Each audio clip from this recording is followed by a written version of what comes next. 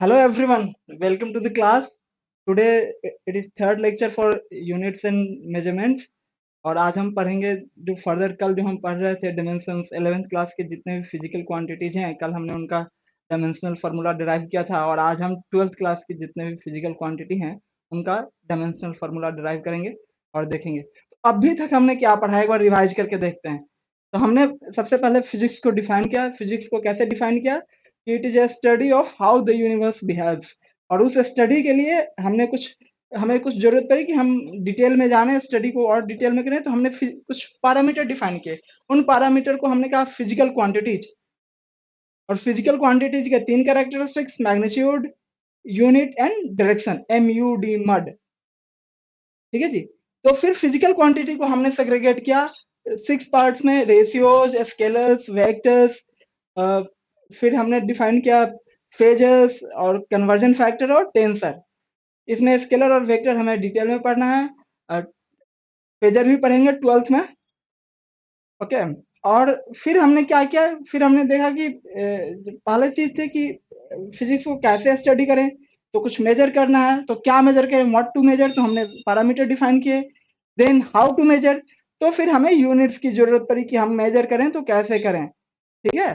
तो अब जब उसके लिए पहले कॉलोनियल एरा में अलग अलग कॉलोनियल लॉर्ड्स के अलग अलग सिस्टम थे। FPS था, CGS था। 1971 में एक बॉडी बैठी और उन्होंने डिसाइड किया कि नहीं, पूरी दुनिया एक ही तरीके के सिस्टम यूज करेगी। तो एक ही तरीके के सिस्टम यूज करने के लिए जो बॉडी बैठी उसका नाम था ली सिस्टम डी इंटरनेशनल। तो इसमें से एस, सिस्टम से एस और इंटरनेशनल से आई लेके उसको कहा गया SI यूनिट्स। तो फिर SI यूनिट्स डिफाइन किए गए हर एक फिजिकल क्वांटिटी के। तो उसी को हम फिर प्रैक्टिकल यूनिट्स या इन यूज यूनिट कहते हैं। और बॉडी ने कुछ और काम किया, एक और काम किया कि उन्होंने फंडामेंटल यूनिट डिफाइन किया। फंडामेंटल यूनिट उन्हें कहा गया कि कुछ क्वांटिटीज को जो बाकी क्वांटिटीज से इंडिपेंडेंट है उनके यूनिट को दूसरे के टर्म्स में नहीं लिख सकते हैं, तो उनको फंडामेंटल कहा गया। उनकी संख्या 7 बताई गई। तो 7 फंडामेंटल क्वांटिटीज बताई गई। तो 7 फंडामेंटल यूनिट हो गए। दो यूनिट को पूरी फिजिक्स को समझने के लिए, जैसे जो डायरेक्शन है, डायरेक्शन का टर्म हमें आ नहीं रहा था कहीं भी जो फंडामेंटल क्वांटिटीज थी। तो उस डायरेक्शन को टेक केयर करने के लिए दो सप्लीमेंट्री यूनिट बताए गए। और उन सप्लीमेंट्री यूनिट को कहा गया क्या? Supplementary unit radian and steradian. तो बेसिकली वो एंगल का मेजरमेंट है, या कह सकते हैं कि वो डायरेक्शन का पार्ट है। वो डायरेक्शन डिफाइन करने के लिए सप्लीमेंट्री यूनिट डिफाइन किया गया। ठीक है जी। तो अब क्या है? अब हमने तो कह दिया कि बाकी सारे यूनिट को फंडामेंटल यूनिट के टर्म्स में लिख सकते हैं, फंडामेंटल क्वांटिटीज के टर्म्स में लिख सकते हैं। तो हम वही लिख के देख रहे हैं। तो जब किसी भी SI यूनिट को, किसी भी प्रैक्टिकल यूनिट को, किसी भी इन यूज यूनिट को हमने जब फंडामेंटल क्वांटिटीज के टर्म में लिखा, फंडामेंटल यूनिट के टर्म में लिखा, तो उसको हमने क्या कहा? Derived unit. ठीक है। और डिराइव्ड यूनिट निकालने का तरीका हमने कल 4 तरीके बताए थे, आपको याद है? आपको कल 4 तरीके हमने बताए थे, क्या क्या था? पहला तरीका था कि हमें SI यूनिट का यूनिट ही पता है, वो जो डायमेंशनल यूनिट नहीं, जो SI यूनिट को हम जानते हैं फंडामेंटल यूनिट के टर्म में। जैसे वेलोसिटी है, वेलोसिटी को हम जानते हैं मीटर पर सेकंड, एक्सेलरेशन को मीटर पर सेकंड जानते हैं। तो ये क्या, इसमें मीटर और सेकंड क्या है? दोनों फंडामेंटल क्वांटिटी, फंडामेंटल यूनिट है ना। और फंडामेंटल क्वांटिटी हो गए टाइम और डिस्टेंस। तो उसको हमने आसानी से लिख दिया। फिर उसके बाद क्या था? उसके बाद था कि थोड़ा कॉम्प्लेक्स हो रहा है, तो हमने उसको उसका डिफिनीशन पकड़ा। जैसे अब वेलोसिटी क्या है? वेलोसिटी हमें हमें नहीं पता, मान लीजिए मीटर पर सेकंड, लेकिन हमें उसका फॉर्मूला पता है, डिस्टेंस बाई टाइम। तो डिस्टेंस बाई टाइम लिख दिया। ठीक है। तीसरा तीसरा क्या पता है? अब जैसे वर्क है, वर्क क्या? फोर्स इंटू डिस्टेंस है। तो फोर्स इंटू डिस्टेंस में हमें फोर्स का नहीं पता है, तो हमने फोर्स को फर्दर डिफाइन कर दिया। जैसे कोई फिजिकल क्वांटिटी है, उसका जो डिफिनीशन है उससे हमें पता नहीं चल रहा है कि इसका क्या यूनिट लिखेंगे। तो हमने उसको फर्दर डिफाइन कर दिया फोर्स को, जैसे मास इंटू एक्सेलरेशन इंटू डिस्टेंस। तो मास इंटू एक्सेलरेशन का नहीं पता, तो एक्सेलरेशन को डिस्टेंस बटे टाइम ऐसे लिख दिया। तो वहां से फिर हमें निकल गया। चौथा तरीका क्या था? वीडियो पॉज करके आप लोग चाहें तो 2 मिनट सोच के मुझे बता सकते हैं कि चौथा तरीका मैंने क्या बताया था। चौथा तरीका मैंने बताया था, सुनिए, आप वीडियो स्टार्ट कर लीजिए, सुनिए।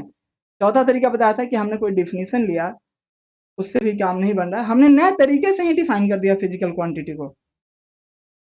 अब जैसे उसका क्या तरीका था, जैसे जैसे इम्पल्स, चलिए इम्पल्स है, इम्पल्स क्या है, एफ इंटू टी है ना।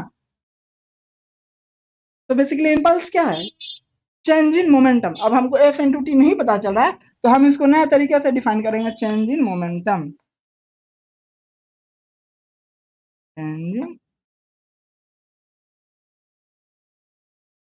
तो चेंज इन मोमेंटम क्या है, M V two minus M V one. यदि V one V two initial final और इनिशियल वेलोसिटी है, तो एम को क्या लिखेंगे, के जी।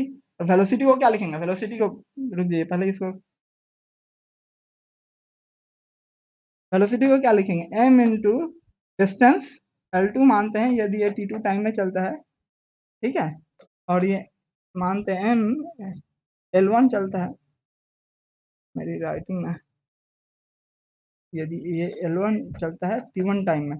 तो अब ये क्या है, बेसिकली इसको ऐसे भी लिख सकते हैं, एम इंटू डेल्टा वी, या यही वाला देखते हैं अभी, तो इसको क्या लिखेंगे, एम को लिखेंगे एम, एल को लिखेंगे एल, और टी को लिखेंगे टी। यही तो आएगा ना, यही तो आएगा, नहीं आएगा ये। इसको फोर्स को क्या लिखते हैं, M L T minus two लिखते हैं ना जी, और इसको टी से ऐसे मल्टीप्लाई कर दिया, तो ये क्या है, M L T minus one है, ठीक है। और ये भी M L T minus one है। अब देखिए, मैंने क्या बताया था कि जो फिजिकल क्वांटिटीज हैं वो ऐड और सब्सट्रैक्ट होती हैं जब उनका यूनिट और डायमेंशन वगैरह सेम रहता है। तो यहाँ पे इसका यूनिट तो मोमेंटम है, तो यूनिट वो भी मोमेंटम है, ये भी मोमेंटम, इसका यूनिट तो सेम ही होना है, इसका डायमेंशन भी सेम है, तो इसका एडिशन सब्सट्रैक्शन पॉसिबल है। तो M L T minus one हो गया। तो ये चार तरीके हैं, इन चार तरीकों से हम लोग निकाल सकते हैं किसी भी फिजिकल क्वांटिटी का डायमेंशनल फार्मूला। डायमेंशनल फार्मूला क्यों निकालना है हमें, डायमेंशनल फार्मूला हमें एक अंडरस्टैंडिंग देता है उसके ओरिजिन को समझने के लिए। और जैसे फिजिक्स क्या है, physics it's not always theory, sometime it's theory, sometime it's hypothesis, sometime it's empirical. किसी ने फार्मूला आंख बंद करके लिख दिया, मुझे लगता है ये वाला सही है, मैंने दो चार डाटा फिट करके देखा था, यही बन रहा है, ठीक है। तो अब एम्पिरिकल फार्मूला कैसे चेक हो सकता है, उसको डायमेंशनली चेक कर सकते हैं, ठीक है। तो कोई यदि एक फॉर्मूला है, कोई एक डिफिनीशन है, जिसको किसी एक कोई फिजिकल क्वांटिटी है उसको किसी दूसरे फिजिकल क्वांटिटी के टर्म्स में डिफाइन कर रहे हैं, तो at the end of the day जो फिजिकल क्वांटिटीज हैं, जो रिजल्टेंट फिजिकल क्वांटिटीज है, उनका डायमेंशन मैच करना चाहिए जो नए डिफिनीशन है उसके रिजल्टेंट फिजिकल क्वांटिटी से। मानते हैं हमने वेलोसिटी को डिफाइन किया, कुछ डिस्टेंस डिवाइडेड बाई टू कर दिया, ठीक है। और फिर नहीं, मैंने कैसे किया है? चलो, मैंने एक वेलोसिटी को क्या लिया, चलिए यही वाला लेते हैं, mu naught into epsilon naught. ये सही है क्या, इसको हमें चेक करना है, इसको चेक करेंगे। मैं अभी मानते हैं कुछ वेलोसिटी है, उसको कैसे लिख सकते हैं, एक डिस्टेंस लिया हमने D into three by two, ठीक है। और एक हमने कुछ आ, एक और हमने डी वन लिया, और एक डिस्टेंस का कोई एक और टर्म बोलिए, अ, उसको क्या लिख सकते हैं, एक्स लिया मानते हैं, हाफ, ठीक है। और एक टी का टर्म लिया, टी का टर्म वन लिया या माइनस वन लिया, ठीक है। टी को इंटू इंटू टी लिया, ठीक है। तो ये हो सकता है क्या, ना यार, मानते हैं हमने एक्स इंटू टी को कैसे लिख सकते हैं, x divided by half into T. ये लिया मैंने कुछ एक कोई एक नई फिजिकल क्वांटिटी है, तो ये हो सकता है क्या, ये डिस्टेंस है तो इसको क्या लिखेंगे, L T by two into L minus half into T minus one, तो ये क्या हो गया, L one into T minus one, यही है ना वेलोसिटी। तो अब ये फार्मूला चेक हो गया एक तरीके से, ये सही है। जैसे v square is equal to you square plus two A s लिखा मैंने, मानते हैं, चलिए ये हटा दिया मैंने, टू ए एस लिखा है ना, ये वाला सही बैठ गया। तो ये टू क्या है, टू तो टू इसका मैथमेटिकल क्वांटिटी है, इसका कोई यूनिट डिमेंशन नहीं है। ए का क्या होगा, L into T minus to होगा, इंटू हमने एक और डिस्टेंस से गुना कर दिया, तो ये क्या हो गया, L square into T minus to, ये वी स्क्वायर की क्वांटिटी होगी, तो वी का क्या हो गया, एल टी माइनस वन हो गया ना। तो ये फार्मूला चेक हो रहा है, सही है।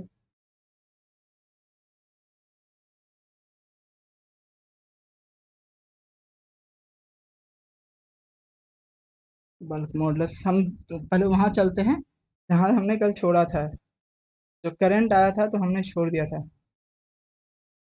बस ग्रेविटेशनल पोटेंशियल, हाँ इलेक्ट्रिक चार्ज। तो कल हमने यहाँ पे क्लास बंद किया था, कहा था कि अब अगला इस क्वांटिटी को यहाँ से 12th का शुरू हो जाता है, तो इसको नेक्स्ट क्लास में करेंगे। तो ये इलेक्ट्रिक चार्ज को कैसे डिफाइन करते हैं, इलेक्ट्रिक चार्ज को डिफाइन करते हैं current flowing in a certain time, कितना करंट एक टाइम ड्यूरेशन में कितना करंट फ्लो कर गया उसको चार्ज कहते हैं। या करंट को कैसे डिफाइन करते हैं, करंट को डिफाइन करते हैं charge flowing in a unit time, ये डिफाइन करते हैं। ठीक है जी। अब हमारे पास करंट का क्या है, एम्पियर है, और टाइम का टाइम है, तो इसको क्या लिखेंगे, एटी लिखेंगे। तो इसको क्या कहते हैं, कूलम्ब कहते हैं ना, चार्ज को कूलम में मेजर करते हैं। कूलम एक साइंटिस्ट थे जिन्होंने एक बढ़िया सा नियम दिया था और सबकी समस्याएं बढ़ा दी थी, कूलम्स लॉ कहते हैं उसको, इलेक्ट्रोस्टैट में 12th क्लास में पढ़ेंगे उसको। तो कूलम्स वो हमको क्या लिख सकते हैं, एम एम्पियर टाइम, ठीक है जी। तो ये इसका डायमेंशनल फार्मूला हो गया, और ये इसका कूलम्स उसका एसआई यूनिट हो गया। इलेक्ट्रिक पोटेंशियल क्या होता है, मतलब कोई इन्फिनाइट चार्ज में, इन्फिनाइट डिस्टेंस पे यदि कोई यूनिट चार्ज है, उसको किसी इलेक्ट्रिक फील्ड में लाने में, किसी इलेक्ट्रिक फील्ड के एक पर्टिकुलर पोजीशन पे लाने में जितना वर्क डन है, उसको पोटेंशियल कहते हैं। जो ग्रेविटेशनल पोटेंशियल होता है, तो ग्रेविटेशनल पोटेंशियल क्या होता है कि एक ग्रेविटी का फील्ड है, उसमें कोई मास है, यूनिट मास है, उसको इन्फिनाइट डिस्टेंस से एक पोजीशन पे लाने में। तो सिमिलर चीज है इलेक्ट्रिक पोटेंशियल भी, उसमें मास की जगह पे यहाँ इलेक्ट्रिक फील्ड है, ग्रेविटेशनल फील्ड की जगह पे यहाँ पे इलेक्ट्रिक फील्ड है। तो एनर्जी क्या है, वर्क है ना। मतलब आगे पढ़ेंगे हम लोग, जब ग्रेविटी वगैरह पढ़ेंगे तो देखेंगे कि जो पोटेंशियल एनर्जी होता है is negative of work done by gravitational forces है। हम्म हम्म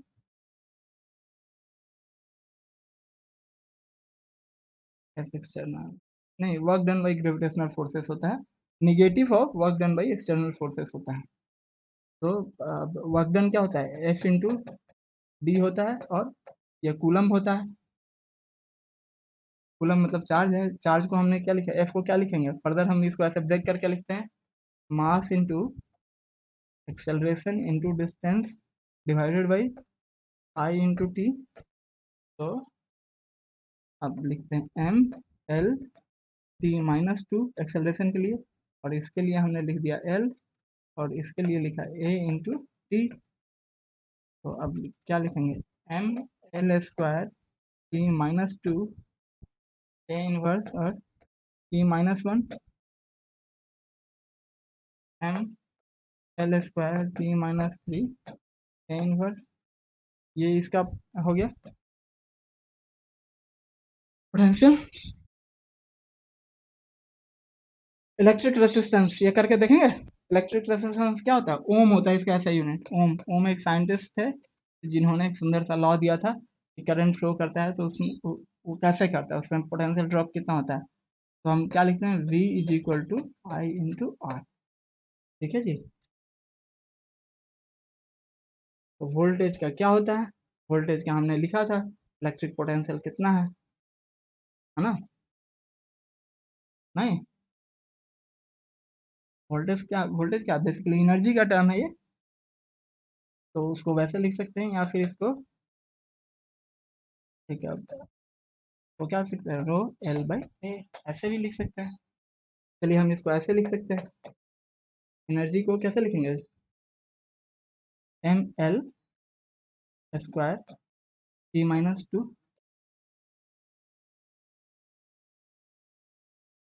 डिवाइडेड बाई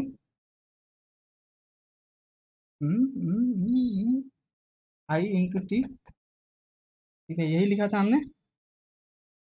ठीक है, यही लिखा था, देखिए,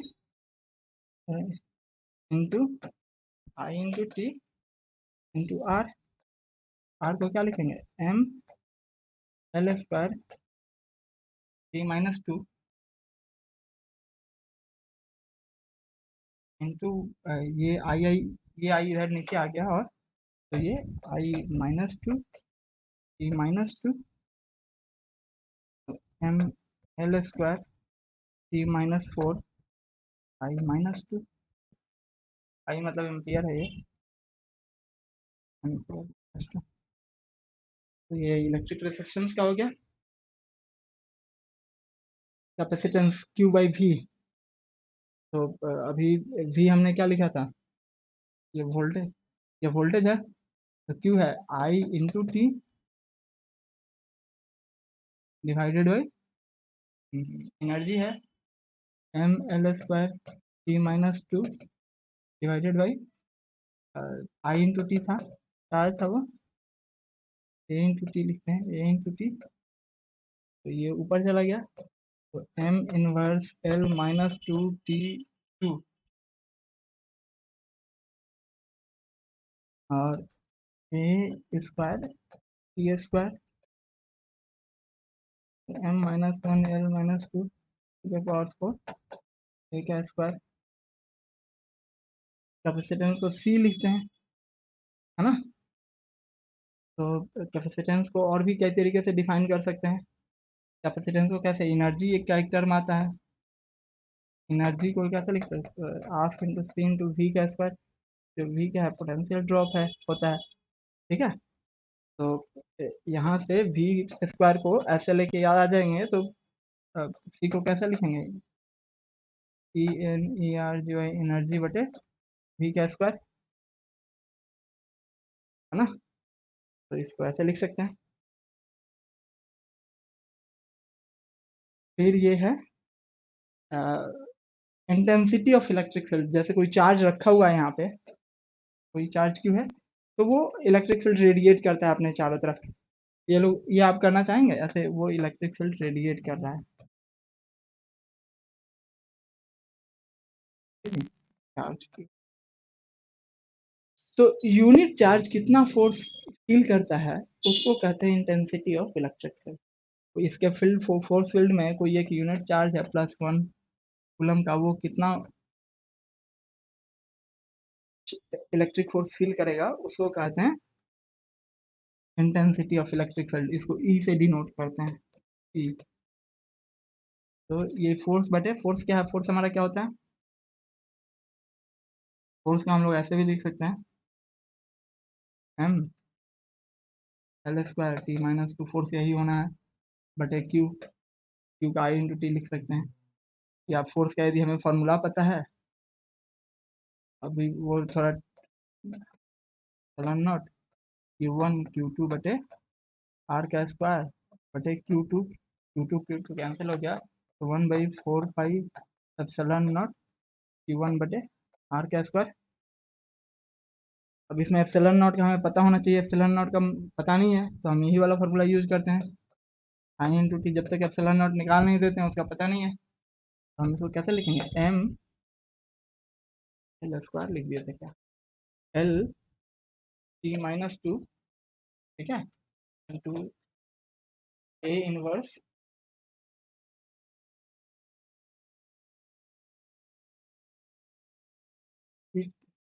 लॉक हो गया ये,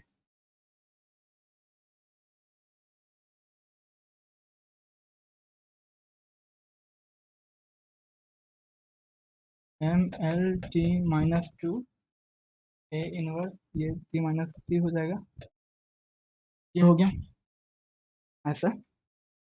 देखिए हम हर एक चीज़ को दो तीन तरीके में डिफाइन करके लिख रहे हैं ताकि आप उसको समझ सकें। इलेक्ट्रिक परमिटिविटी, देखिए अभी हम वही फार्मूला यूज कर रहे थे, 1/4 pi epsilon not Q1 Q2 बटे आर का square is equal to force, इसको कहते हैं परमिटिविटी एप्सिलॉन नॉट।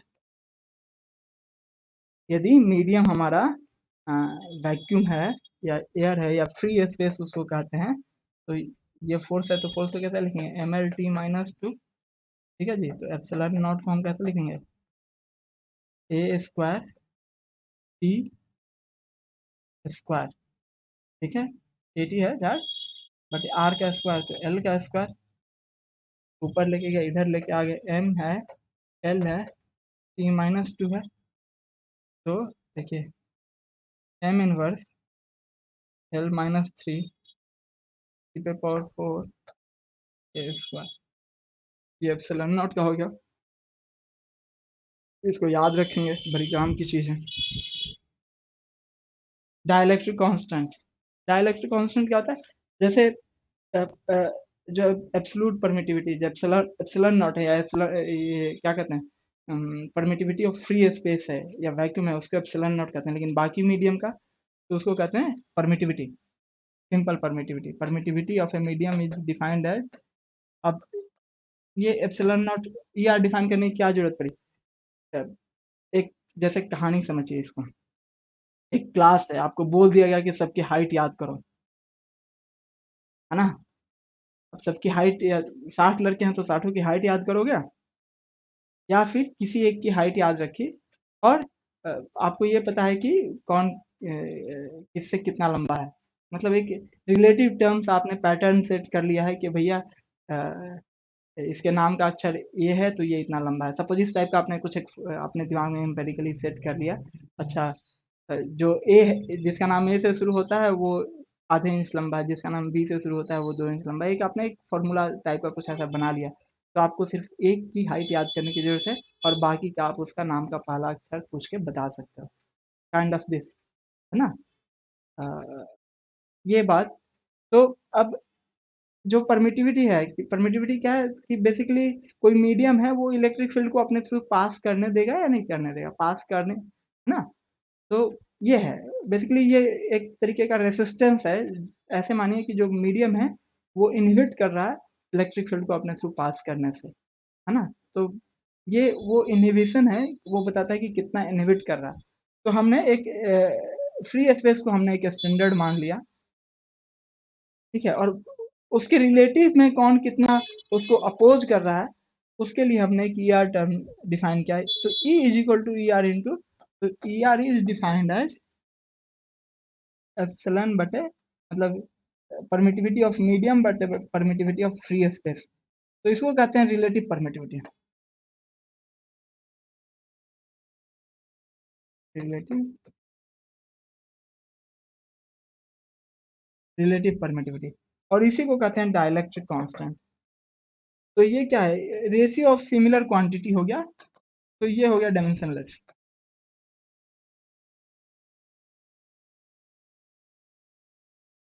ये रेशियो ऑफ सिमिलर क्वांटिटी है इसलिए ये डायमेंशनलेस है। ये समझे ना बेसिकली क्या हो रहा है, एक बार फिर से, जैसे हम जैसे हम कोई मार्केट में गए, है ना, जैसे हम गए कपड़ा देखने गए, और फिर क्या करते हैं, ढेर सारे कपड़े देखते हैं, और वो हर एक का दाम बताते रहता है, हर एक का दाम बताते रहता है, ये 200 का, ये 500 का, ये 800 का, ये 600 का, और at the end of the day उसने 50 कपड़े दिखाए और हम हो गए कंफ्यूज, या तो हर का हर के साथ, हर एक कपड़े का उसका, हर एक कपड़े के साथ उसका प्राइस टैग याद रखें, या फिर कुछ तरीका ऐसा बनाएं कि वो आसानी से हमें याद हो जाए, हमें पता चला। ऐसा नहीं कि वो फिर जब हमने पसंद कर लिया अ, लेने के लिए, तो पहले उसका 400 बोला था और पता चल गया कि ये वाला पसंद है, तो उसने उसको 700 कर दिया। तो इस चीज़ से बचने के लिए हमने एक तरीका मतलब डिवाइस कर लिया कि अच्छा भैया ये 300 का है तो इसको यहाँ पे रख दो, ये 400 बताए यहाँ पे रख दो, ये 500 बताए यहाँ पे रख दो, ये 600 बताए यहाँ पे रख दो, ये 700 बताए वहाँ पे रख दो। अब फिर हमने पसंद किया भैया, ये 700 वाले में से हमें पसंद आया, तो फिर वो कुछ नहीं कर पाएगा, है ना? वो उसको मानना पड़ेगा कि हाँ जी, इसका तो हमने 700 ही बताया था या इसका तो हमने 400 ही बताया था, वो प्ले नहीं कर पाएगा। तो अब वही है, हमने एक रिलेटिव परमिटिविटी डिफाइन करी। परमिटिविटी क्या है कि opposition to the electric field. कोई चार्ज है तो वो अपने थ्रू कितना परमिट करेगा इलेक्ट्रिक फील्ड को फैलने के लिए, उसको उसके मेजर को हम एक तरीके से परमिटिविटी कहेंगे, ठीक है? तो बेसिकली ये क्या इनहिबिशन है, वो मना कर रहा है कि नहीं नहीं फैलने देंगे, आपको नहीं जाने देंगे, इधर से रास्ता बंद है, तभी इज शट ना। तो उस जो फ्री स्पेस है, जो वैक्यूम है, जो ओपन स्पेस है, उसको हमने एप्सिलॉन नॉट कहा। और बाकी सारे मीडियम को अब या तो सबकी वैल्यू, अब इसकी वैल्यू हमें पता है 8.8 इंटू 10 to the power -11 करके ऐसे आती है। तो अब ये, अब जो बाकी मीडियम है, या तो सबका याद रखें या फिर वही उसको एक तरीका बताएं कि भैया ये इसे इतना ज़्यादा स्ट्रांग है या इतना ज़्यादा कमज़ोर है। तो उसके लिए हमने एक टर्म डिफाइन किया, रिलेटिव रिलेटिव परमिटिविटी। तो रिलेटिव परमिटिविटी क्या है, जो मीडियम का परमिटिविटी है डिवाइडेड बाई ओपन स्पेस का परमिटिविटी है, उसको रिलेटिव परमिटिविटी का। तो ये बेसिकली क्या है, सेम क्वांटिटी का रेशियो है। तो रेशियो है तो इसीलिए ये डायमेंशनलेस है। रेसिस्टिविटी, रेसिस्टेंस अभी तो निकाला था। रेसिस्टेंस को हमने कैसे डिफाइन किया था, याद है? रो इंटू एल बाई ए, कैसे ही किया था।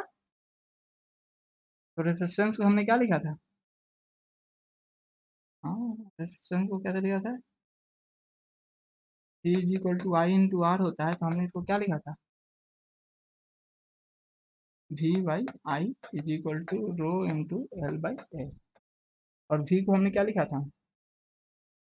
Work done per unit charge लिखा था। Per unit charge divided by I into A divided by L. ये रेसिस्टिविटी हो गया। वर्क डन को कैसे लिखेंगे? वर्क डन को लिखेंगे फोर्स। फोर्स का क्या है, हमें M L square T minus two work done का है यूनिट। अच्छा, और ये क्या है? एरिया, ये एरिया है। एरिया को क्या लिखे? एल स्क्वायर लिख दिया। क्यू को हमने आई लिखा, आई मतलब एम्पियर लिखा बेसिकली। क्यू को हमने एम्पियर लिखा, इंटू टाइम लिखा, इंटू एम्पियर लिखा, इंटू एल लिखा। एल से एल कट गया ये। तो अब क्या बचेगा? एम एल क्यू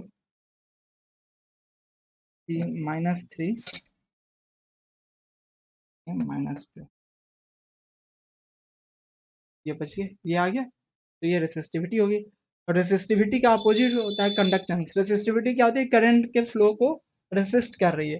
तो एक एक क्वांटिटी हम डिफाइन करते हैं कंडक्टेंस कि उसको 1/ρ कर देते हैं, कंडक्टेंस या कंडक्टिविटी। तो बेसिकली उसका अपोजिट होता है, तो इसका अपोजिट कर देंगे तो वो भी निकल जाएगा। हीट, अब हीट में आ गया। अच्छा, ये 11th का छूट गया था, हीट वाला छूट गया था सारा चैप्टर। हीट क्या होता है? बेसिकली एनर्जी है हीट। तो इसको हम जानते हैं, half into M into V square लिखेंगे, और एम लिखेंगे एल स्क्वायर टी -2 लिखेंगे, ये हीट हो गया। बेसिकली हीट क्या फॉर्म ऑफ एनर्जी है,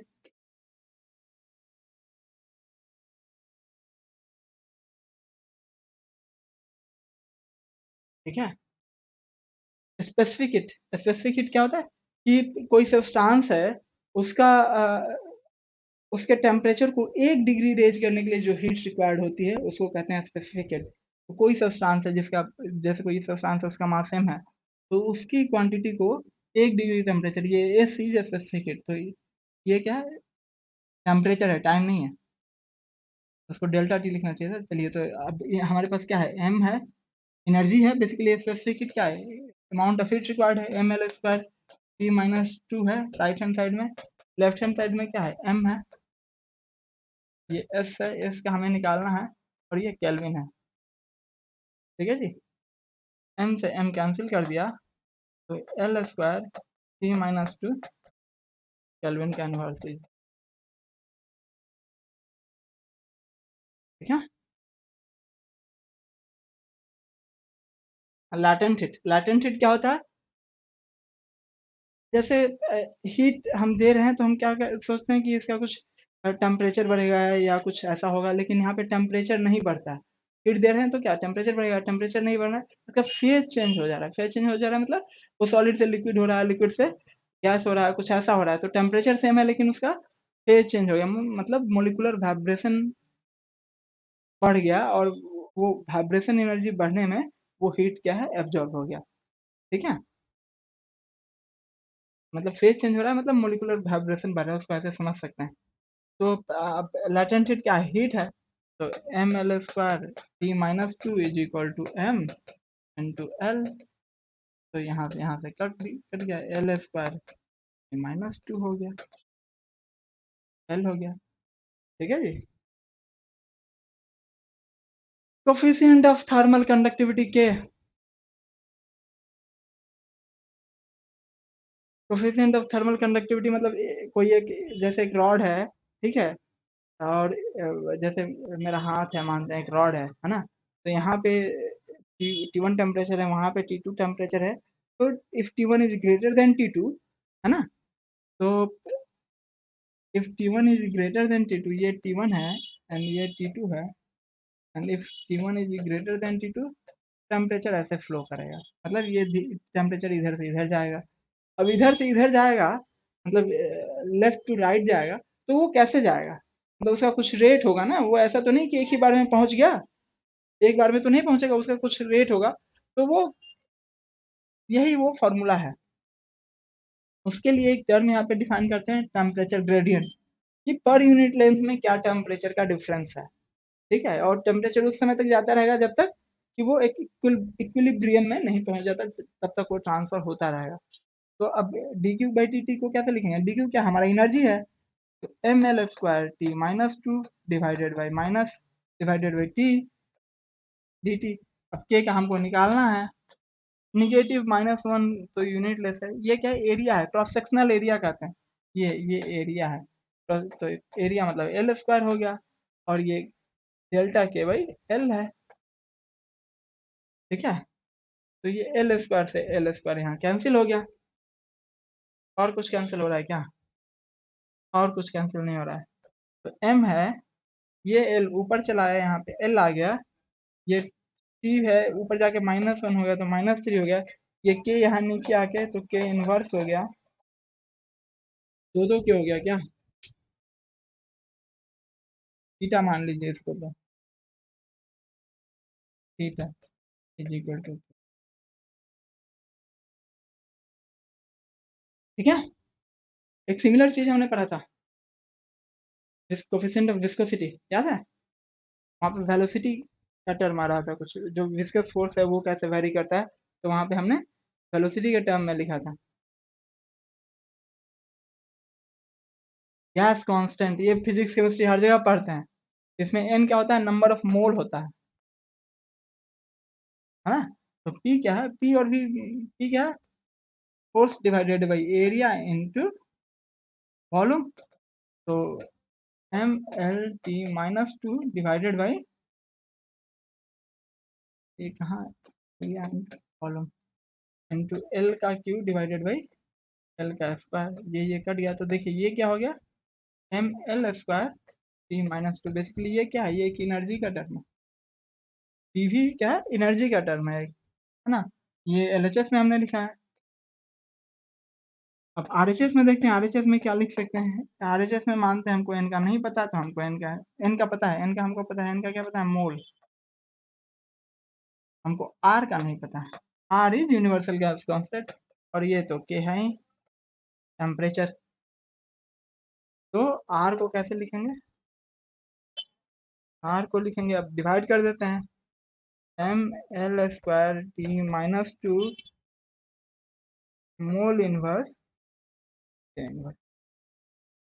ठीक है, 11th का छूट गया था हीट एंड थर्मोडायनेमिक्स का। तो अब molar specific heat capacity, molar specific heat capacity हमने स्पेसिफिक हीट कैपेसिटी पढ़ा था किसी भी मास के लिए। मोलर मतलब एक मोल के लिए, एक मोल के लिए या किसी एन मोल के लिए जो हीट रिक्वायर्ड होगा 1 डिग्री से बढ़ाने के लिए, उसको कहेंगे मोलर स्पेसिफिक हीट कैपेसिटी। तो ये अब कर लीजिएगा, वो मास का टर्म जो कैंसिल हो रहा था उसके बदले मोल का टर्म आ जाएगा, मास का टर्म कैंसिल नहीं होगा। Boltzmann constant P V is equal to K T, ये तो आसान है ना, ये सबसे आसान है। M L square T minus two divided by K, अरे यार, divided by theta is equal to K. ठीक है, कैलोरीफिक वैल्यू क्या कहते हैं, कोई इंजन है उसको 1 kg को बर्न करते हैं तो कितना एनर्जी निकलता है। ठीक है, ये निकाल लीजिएगा आप, अब ये सब हम नहीं निकालेंगे। फोर्स आ गया मैग्नेटिज्म में। मैग्नेटिज्म एक फोर्स डिफाइन करते हैं, क्रॉस प्रोडक्ट डॉट प्रोडक्ट में नहीं जाते हैं, अभी हम पढ़े नहीं है तो हमको पता नहीं है। हमारे लिए फॉर्मूला ये है, इसमें एक नया टर्म है साइन थीटा।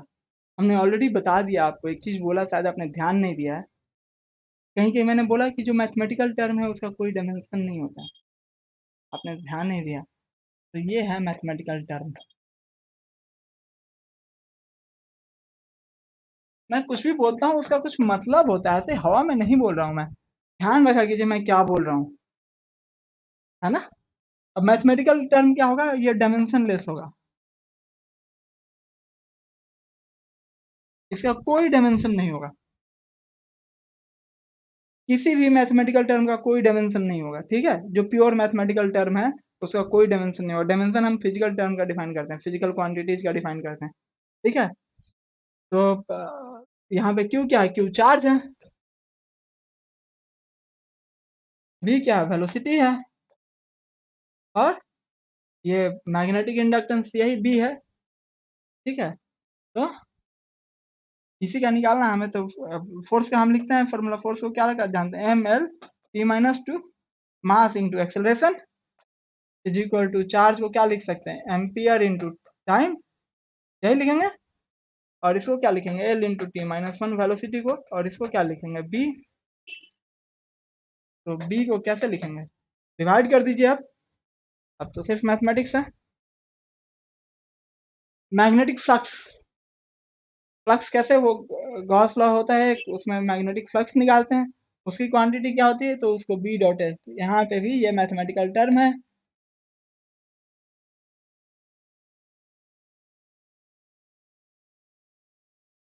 तो ये हो जाएगा डायमेंशनलेस।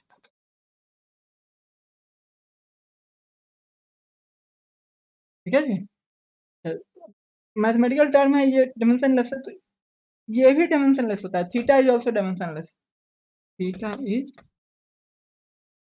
ऑल्सो,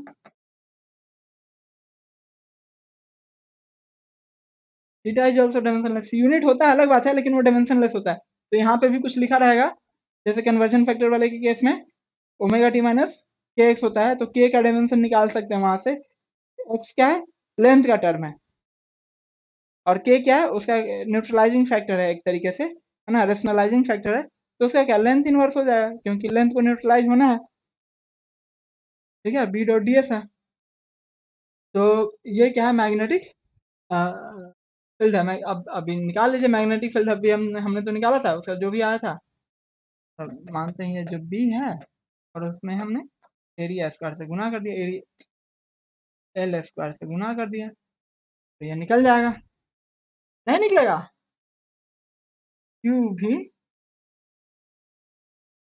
एफ बाई, यही तो था ना, इंटू एल स्क्वायर, अब निकल जाएगा।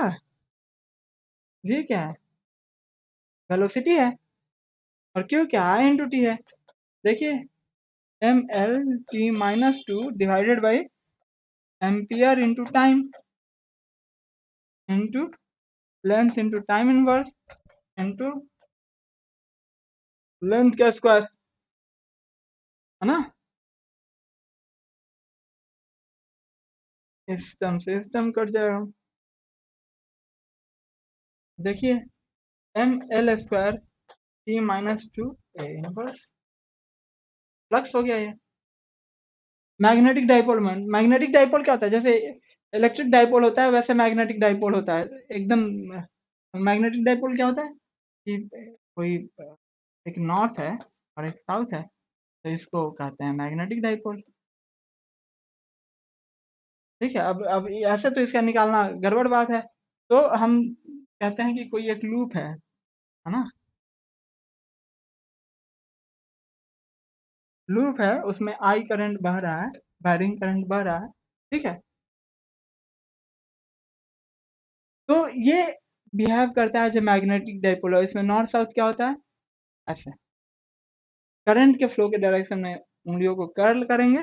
तो अब मानते हैं इसको थोड़ा सा ऐसे करके देख, ऐसे करके देखते हैं। करंट ऐसे चला गया, ये हमारा मैग्नेटिक डाइपोल है। मतलब हमने करंट वापस लेने के लिए ऐसे दिखाया, ये लूप है तो ये कर्ल ऐसे हो रहा है, तो इसमें से मैग्नेटिक फील्ड ऐसे निकलेगा। तो ये क्या हो गया, नॉर्थ हो गया, और ये क्या हो गया, साउथ हो गया। ठीक है जी। डॉट डॉट डॉट बनाया, उसका भी कुछ मतलब है, जब मैग्नेटिज्म पढ़ेंगे तब समझेंगे, अभी रहने दीजिए।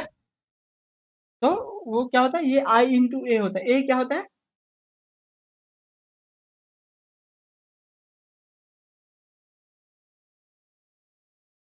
ए बेसिकली एरिया होता है। एन आई, ए बेसिकली एरिया होता है ना। करंट इंटू जो एरिया है वो, तो जो क्रॉस सेक्शनल एरिया बनता है उसको कहते हैं आई इंटू ए। ठीक है, तो करंट को क्या लिखते हैं हम लोग, क्या हो रहा है ये।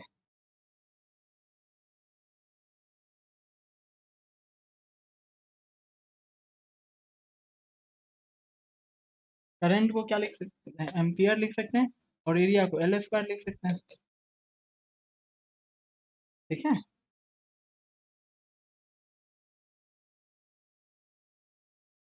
अब परमिएबिलिटी, जैसे इलेक्ट्रिक फील्ड के लिए परमिटिविटी डिफाइन करते हैं, वैसे मैग्नेटिक फील्ड के लिए परमिएबिलिटी डिफाइन करते हैं।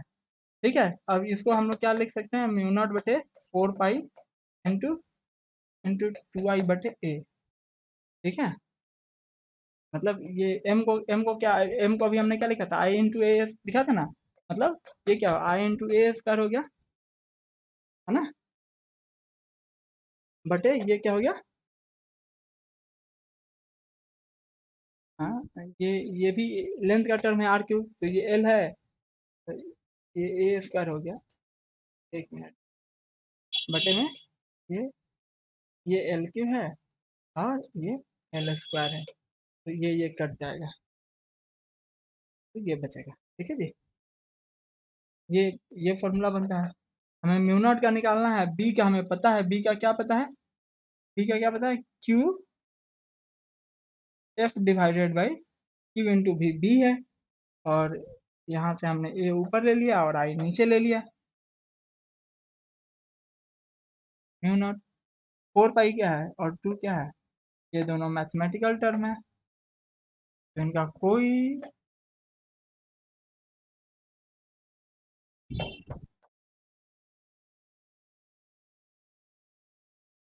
कोई भी यूनिट नहीं होगा। ठीक है, मतलब सॉरी, इनका जो मैथमेटिकल टर्म्स है इनका कोई भी डायमेंशन नहीं होगा। इंटेंसिटी ऑफ मैग्नेटाइजेशन एच, तो बी डिवाइडेड बाई म्यू है। अभी आप कर लीजिएगा, बी डिवाइडेड बाई म्यू कैसे लिखते हैं, एच हो गया ये, बी। और अभी हमने बी को कैसे डिफाइन किया था, बी को हमने क्या डिफाइन किया था, नहीं डिफाइन किया। बी को हमने डिफाइन किया था म्यू नॉट बटे 4 पाई 2 आई बटे A divided by mu naught is equal to H. तो ये बेसिकली क्या हो गया, आई का डायमेंशन डिवाइडेड बाई ए का डायमेंशन, ए क्या है, लेंथ है यहाँ पे, इंटू एच। आई क्या है, आई एम्पियर है, और ये एल इनवर्स है।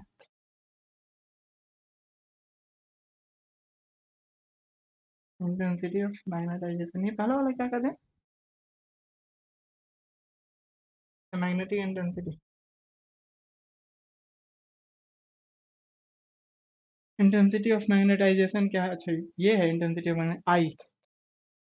एम बाई वॉल्यूम, एम को अभी हमने कई बार निकाला तो उसको लिखेंगे M divided by L Q कर देंगे, तो ये हो जाएगा। प्लैंक्स कांस्टेंट एनर्जी है, तो एनर्जी को कैसे लिख सकते हैं, M L square T minus two is equal to H का हमको निकालना है, सी वेलोसिटी ऑफ लाइट है, एल टी माइनस वन कर दिया डिवाइडेड बाई एल कर दिया, इसको खत्म हो गया, और ये टी माइनस वन से ये कट जाएगा, तो एच क्या होगा, एच हो गया एम एल स्क्वायर माइनस, ठीक है। तो ये मोटा मोटा करीब करीब सारे फिजिकल क्वांटिटी जो 11th और 12th में पढ़ने हैं उनका हमने डायमेंशनल फार्मूला निकाल के देखा, ठीक है जी।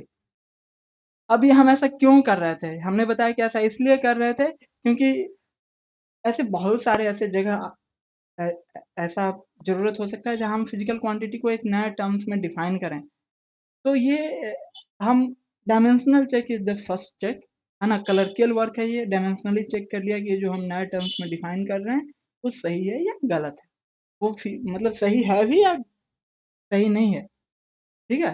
तो इसके लिए हमको ये डायमेंशनल एनालिसिस करने की जरूरत है, उसी को हम डायमेंशनल एनालिसिस कहते हैं। तो इसके लिए हम दो तीन लॉ आपको पहले ही बता चुके हैं, डायमेंशनल एनालिसिस का क्या लॉ है कि इसमें जो मैथमेटिकल ऑपरेटर रन करेगा, जो एडिशन और सब्सट्रैक्शन है, वो बेसिकली सिमिलर क्वांटिटीज में होता है, तो यदि एडिशन और सब्सट्रैक्शन होना है तो दोनों की क्वांटिटीज सेम हो, दोनों का जो दो क्वांटिटीज है ए प्लस बी, और यदि इनको ऐड होना है तो ए का डायमेंशन और बी का डायमेंशन सेम होगा, तो वही लिखा, two physical quantities can be added and subtracted if they have same dimensions, ठीक है। और यदि डिसिमिलर फिजिकल क्वांटिटी है, कोई इक्वेशन है, कोई हमने फॉर्मूला नया बनाया, तो जो लेफ्ट हैंड साइड का जो है, जो मतलब मैंने मानते हैं कुछ जैसे एक फॉर्मूला लिखा था, वेलोसिटी इज इक्वल टू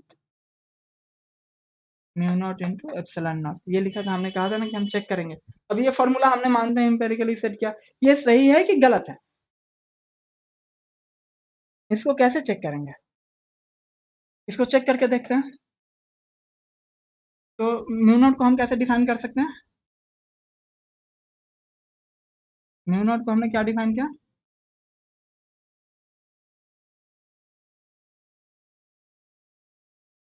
देखिए बी को हमने क्या डिफाइन किया था, म्यू नॉट बटे 4 पाई 2 आई बटे ए,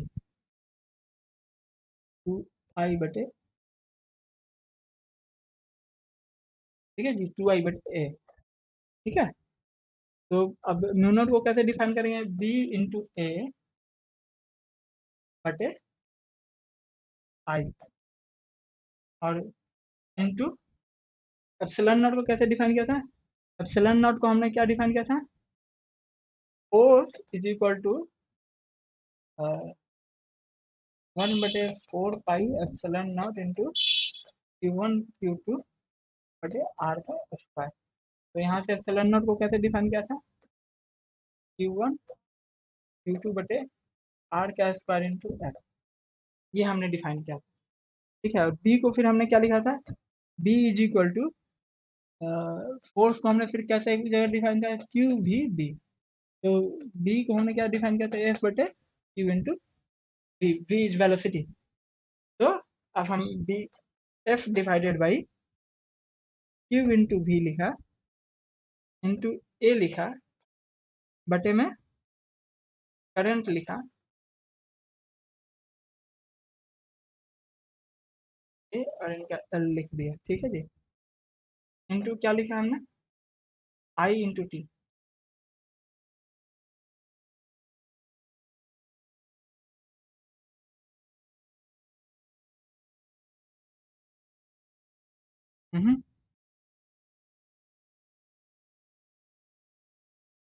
आई into T into I into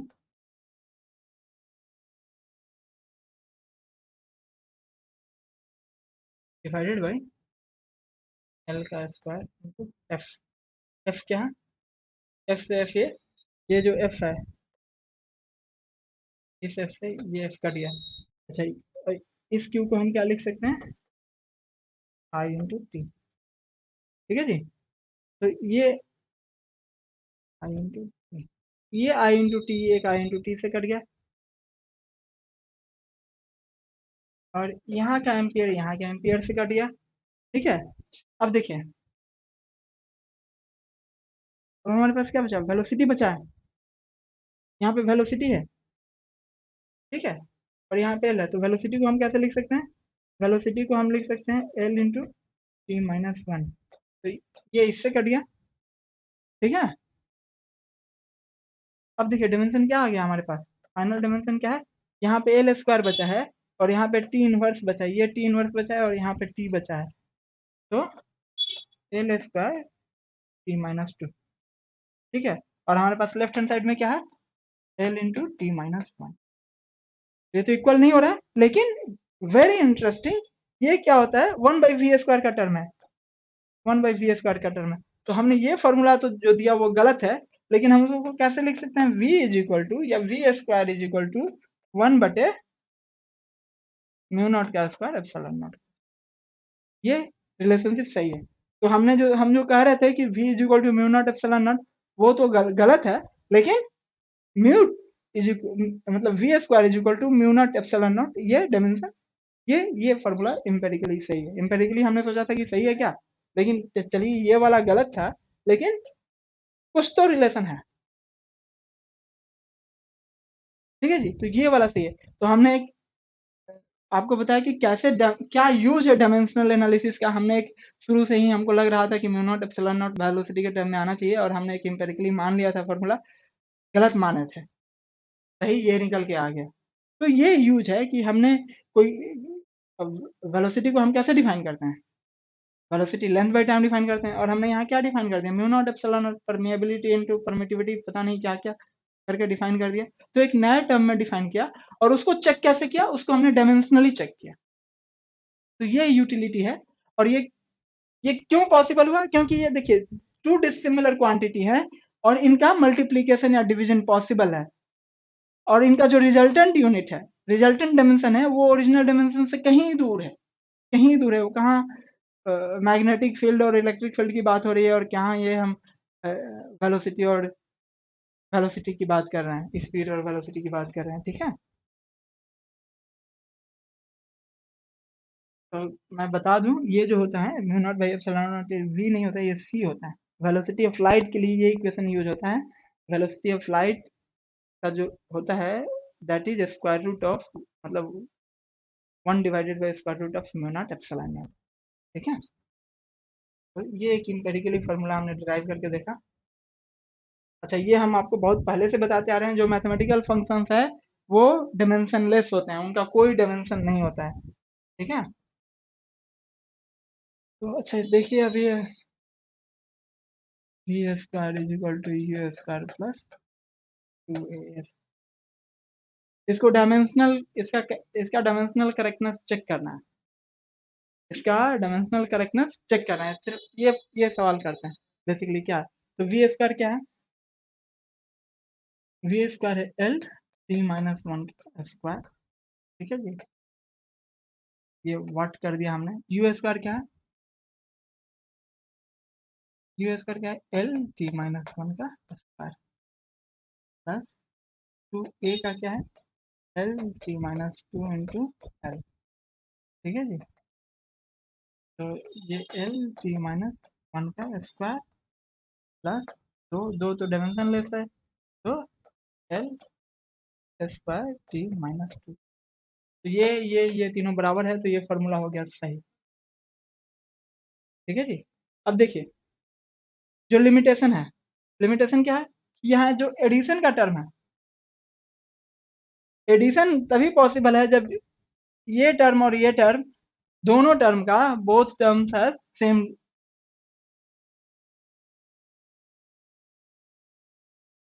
both हटाइए, कितने भी टर्म्स हो सकते हैं, टर्म्स इन एडिशन एडिशन मतलब सब्सट्रैक्शन भी, subtraction is addition of negative quantity, both terms in addition और सब्सट्रैक्शन हैव सेम डायमेंशन, तभी ये पॉसिबल है ना। और दूसरा मल्टीप्लिकेशन डिवीजन तो कहीं भी हो सकता है, ठीक है। तो आज क्लास को यहीं स्टॉप करते हैं। हम देखेंगे कि डायमेंशनल करेक्टनेस कैसे चेक करते हैं और उसकी क्या लिमिटेशन है। नेक्स्ट क्लास में हम ये चेक करेंगे, ये पढ़ेंगे कि कैसे कोई डायमेंशनल इक्वेशन है या कोई फॉर्मूला है, उसका कैसे डायमेंशनल करेक्टनेस चेक करें, और ये डायमेंशनल एनालिसिस जो हम चेक कर रहे हैं उसकी क्या लिमिटेशन है। नेक्स्ट क्लास में ये करेंगे और मैं भी मेजरमेंट से स्टार्ट करेंगे।